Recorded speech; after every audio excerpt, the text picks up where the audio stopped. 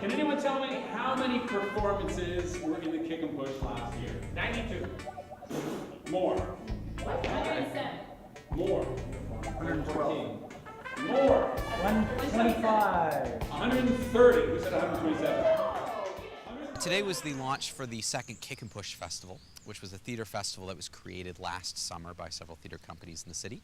The Kick and Push Festival is basically an innovative theater festival that offers different summer experiences rooted in performing arts and theater in various venues across the city, like the Grand Theater, Springer Market Square, here at Murney Tower. So we try to offer audiences a little bit more of an immersive and interesting experience when they come to the theater, so they're not just passive observers. We were approached by the City of Kingston's Cultural Services Department with the problem of the Grand Theater needs to be animated in the summer. What can we do? So as a group, we kind of got together and said, well, we want to do something different. We want to do an immersive type of theater that you don't normally get, because with the Thousands Playhouse and Domino Theater, there's already great theater in this community. So we're saying, what can we add to that as opposed to compete with what already exists? Some of the theater groups that will be involved this year are really a mix of local and some we've brought in. We've welcomed back the Cellar Door Project and Blue Canoe Productions. Both are youth theater companies. Cellar Door works with a lot of emerging artists who have just graduated from school. Blue Canoe works with the teenagers and some people still in university, anyone between the ages of 13 to 30. Single Thread Theater Company and Theater Kingston are back from last year. They're both professional theater companies who work in the community. We've also invited Driftwood Theater. That's a touring theater company. A lot of people will know them as doing Shakespeare in the Park the past couple of years. We're working with a group called Refraction Theater. They're an emerging theater company, a lot of young kids kind of working with them as well.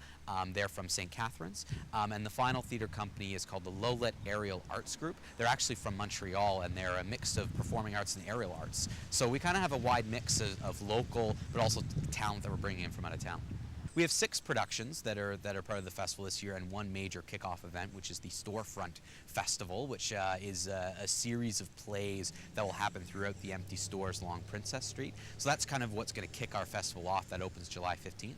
The rest of the festival has productions like Beneath Our Feet, which is a show at the Grand Theater that uses aerial arts.